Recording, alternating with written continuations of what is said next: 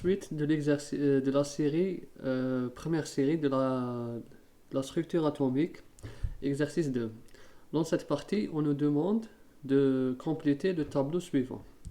Nous avons des éléments, plusieurs éléments, leurs symboles, la charge, proton, neutron, Z et A.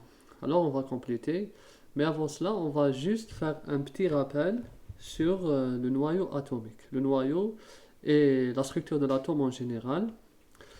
Euh, Selon le modèle de Rutherford, un atome est composé d'un noyau, ce noyau, et un nuage électronique qui est autour de ce noyau. Le noyau est composé de neutrons et de protons, qui sont...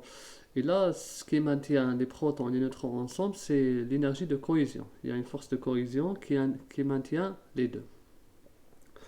Ensuite, comment on symbolise les neutrons et les protons? On donne le n majuscule qui représente le nombre de neutrons du noyau. Bien sûr, là c'est le noyau. Ici, je n'ai pas noté, là c'est le noyau. Et Z, c'est le nombre de protons. C'est par convention, on donne ces symboles.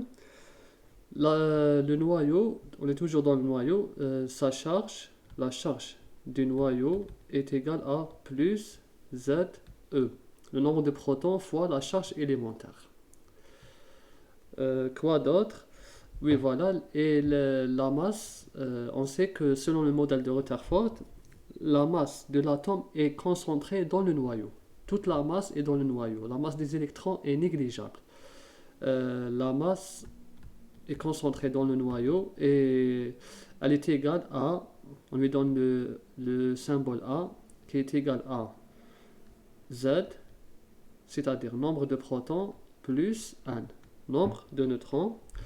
Et on les appelle A, on l'appelle, son nom c'est nombre de masse. Voici le nom.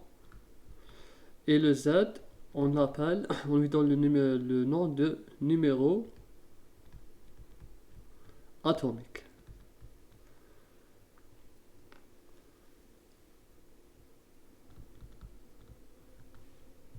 Donc voici en gros le modèle atomique selon Rutherford. Voici le A et le Z. Bien sûr, le A, c'est la somme de Z plus 1. Maintenant, on va parler du nuage électronique, le cortège électronique ou bien le nuage électronique.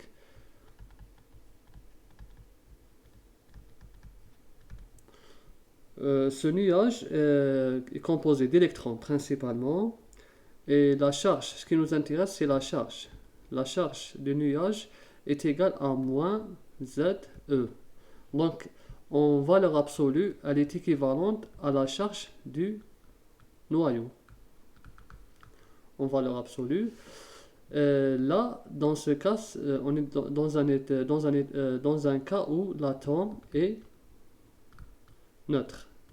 Il n'a pas de charge. Dans le cas où ici c'est différent, la charge du noyau est différente de la charge de l'électron, c'est-à-dire que dans le cas où c'est différent, c'est-à-dire que l'atome est chargé. Il est chargé, c'est-à-dire on appelle ça un ion. Un ion, il peut être soit un cation, soit un anion. Généralement, on les appelle comme ça. C'est-à-dire qu'il est chargé positivement ou négativement. Donc voilà ce qu'on peut dire. Là, bien sûr, là, c'est qu'il a perdu un électron et là, il a gagné un électron. Un gain ou bien une perte d'électrons. On va parler aussi de nucléide. Le nucléide. Le nucléide, c'est juste un noyau, d'accord? Donc, un noyau qui est caractérisé par un couple. Donc, les couples qu'on vient de voir, Z et N, ça c'est un couple qui définit, le Z et le N définissent définissent un nucléide. Un nucléide possède un Z et un N. C'est obligatoire. On peut dire que les nucléides, c'est des atomes qui possèdent donc un nucléide, les nucléides avec S, d'accord? C'est des atomes, un ensemble d'atomes qui ont, qui ont des Z et N identiques. C'est ça les nucléides.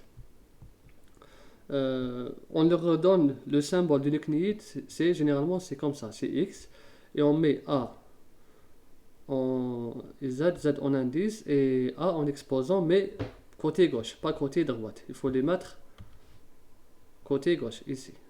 D'accord? Il ne faut pas mettre ça à droite.